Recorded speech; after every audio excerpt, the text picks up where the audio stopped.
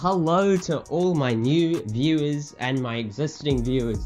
Thank you so much for coming into this episode, but today we're going to be having a mod guide for the BMW 335i. Now, it is going to be quite a long video because there's a lot to talk about when modifying a BMW 335i. Today, we're going to be going over common problems before you start modifying and modifications to do. I'm going to try to keep this to the N54, but the same can mostly be said for the N55, so still stay tuned. So yeah, we're going to be talking about, how do I get to X amount of horsepower? I've got a whole bunch of stages we're going to go over to how to get to a set amount of power. So I really do hope you guys enjoy this video, and let's roll the intro. Quarter, they gon' finish. Yeah, I'm on call with a hit or two. No small talk for you, Mr. News, pull up with a flex on the ball at the back. Hello! So then, if you're watching this, the complete, comprehensive, quick guide to the 335i has gone live a couple days ago, so I'll link up in the top right hand corner and in the description, so if you want to check that out, do check it out. I go over a whole bunch of stuff, an overview, concise review, buying guide, what sort of 335i should I buy, common problems with 335i's, and a quick mod guide. As you can see here, we have got a full-on mod guide. What have we got that video hasn't? Well, we've got most of the common problems of the BMW, we've got more of them, we've got more mod stages, and we go more in depth what each mod does and why we need it, and also some aesthetic mods. So yeah, if you do want to check out the comprehensive guide, it'll be in the description below, check that out, and yeah. So then, first, let's talk about why you should try to get N54, not an N55. The N54 can hold a bit more power, that's it. That's why you should get the N54, not the N55. The N55 is still a very, very good engine. But now, without further ado, I think we should talk about some common problems. The first one we're going to talk about is water pump failure. Now, this is a problem on both the N54 and the N55. It usually happens around 100,000 miles, but it can happen anywhere between 30 to 180, you never know. But what are the common symptoms? Well, first of all, you'll be able to hear your fans going very fast, okay? So listen out for that, and also that your car may overheat and it may go into a limp mode, which means less power, less eagerness to the car because it's trying to protect itself. Now, I would try to do this myself. Anything on a BMW, I'd try to do it yourself, okay? Because maintenance can be quite expensive on these, so anywhere a dollar saved is very good. But you know, parts will still be expensive because it's a BMW and that's what they think you can afford. Next up, again for both the N54 and the N55, is fuel pump failure. Now, symptoms of this could be hesitation under throttle, less power, it's struggling to start, and again, a limp mode. And honestly, if you do watch video online how to do it, you could probably do it yourself if you are quite handy. So yeah, again, just trying to save money. What have we got next for you? Well, we've got an oil leak for you. It's got to be the valve cover and the valve cover gasket oil leak. Yay! So this does happen on both variants of engine, and it happens around 100,000 kilometers. Now the gasket is going to be a lot cheaper to replace, the cover is going to be a lot more. If you're doing the cover, I'd do the gasket while you're at it, just because you're there anyways, it's a cheap part, you should do it together. So then, symptoms of this, well, you have low engine oil, you could smell burning oil, and there'll be oil on the spark plug thread. So if you've got that, you've got either a valve cover gasket or a valve cover oil leak. And do you want one more problem just for you? Well, I'm gonna give it to you, the Vanos solenoid pump failure. This is an expensive one, you'll have lost power and a limp mode. Whew, buy one get one free. You know what we'll chuck in again? We'll chuck in some idling issues and some starting issues just for you. And actually, I'll give you some engine hesitation as well, only for you.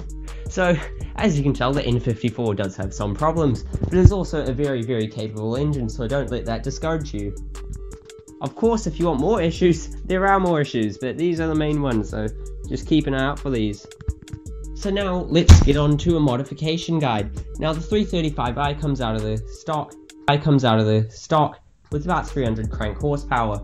And matching that with 15% drivetrain loss, meaning at the wheels it has about 265 ponies at the wheels.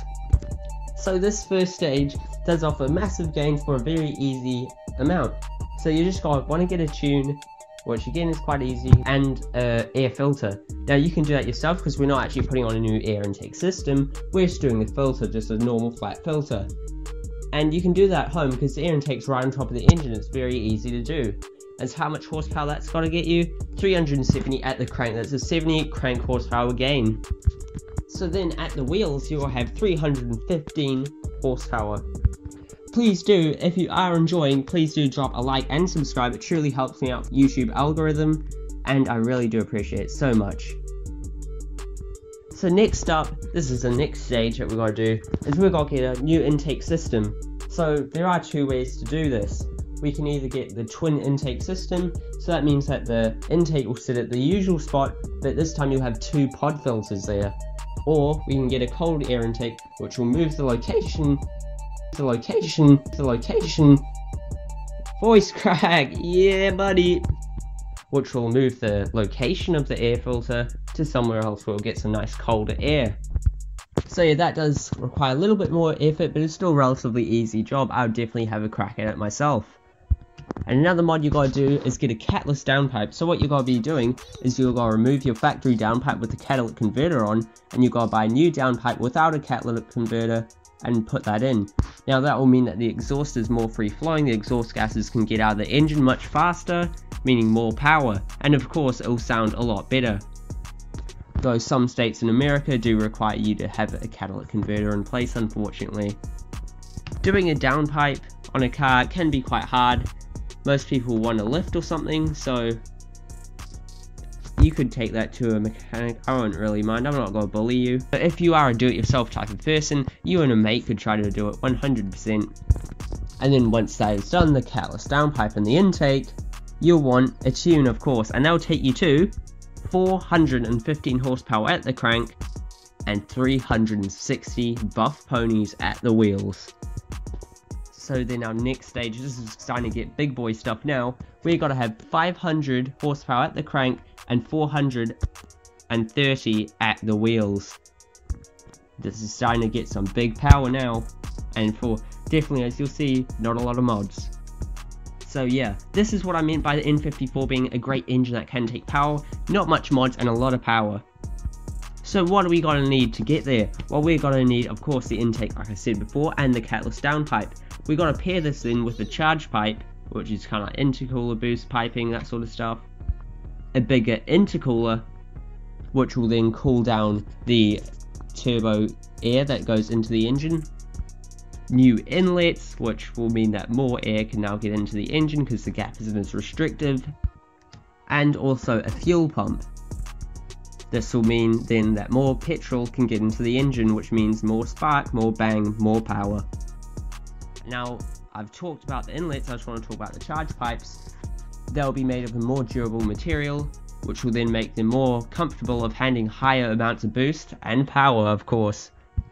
So that then means 500 at the cranks or 430 at the wheels. So over stock, that's a 200 crank horsepower gain, and I believe 115 wheel horsepower gain, so... But next up, do you want yet more power? Do you want 650 at the crank and 550 at the wheels? Well, look no further, this is really good now. Now this power band is the maximum that you can go with stock turbos, okay? So, this is why I'm including the stage, maximum stock turbos, this is where you want to go. So again, we're going to have that catless downpipe, the intake, the intercooler, the inlets, outlets, as well as your charge pipe, fuel pump, and also we've got to add in a little bit of E85 into the mix, so you'll want to have a fuel system that can run E85. So it might be a different fuel pump than we did before. But this will lead to a lot of power, 650 crank, 550 wheels, stock turbo. So now this next stage is as high as you'll want to go with stock internals. So this is reaching the limit of the stock internals now. Most people will stop at this stage because building an engine with forged internals can cost a lot of money, so this is more an economical value for money way of doing it. So what will we need here? Again, we'll need the intake, the intercooler, the downpipe, inlets, outlets, fuel pump, charge pipe, E85, and a bigger turbo. So then, how much power does this get you? 710 crank horsepower and 600 at the wheels. That's so good. Stock internals, that's pretty good. It's not too JZ good, but for a modern engine, that's amazing. So that is why people love these BMW 335i's. They are a complete beast. So yeah, if you've made it this far, you are a complete gangster, and I want you to type down in the comments below #GangMember. Now, let's talk about some good aesthetic mods for the BMW 335i. So first of all, the main part, I guess, with any car that anyone will notice, and most people do, are the wheels. And what sort of style we got to be going for? Well, the Euro style, because it's a Euro car. That makes sense, doesn't it? But then, you will be running the staggered setup because it is a rear-wheel drive car. So that means you've got wider wheels on the back and narrow ones on the front. Something like 19 by 9.5 on the front and 19 by 10.5 on the rear will do really well with a 35 offset all round. Or if you want to be a little bit more subtle, you could go 18 by 9 with 30 offset on the front, and then on the rear 18 by 9.5 with a 22 offset. Now I do know there are people that put some insanely wide tires on the back of these, like a 19 by 11 with the 12 offset. Jesus Christ, that is a wide tire, 11 inches wide. Now these headlights, I bet you've seen them everywhere, are angel eyes. They look so good. So that is an illuminated light that circles the headlights. The videography in the background would have had angel eyes. It is an extremely common mod because they look so good on these.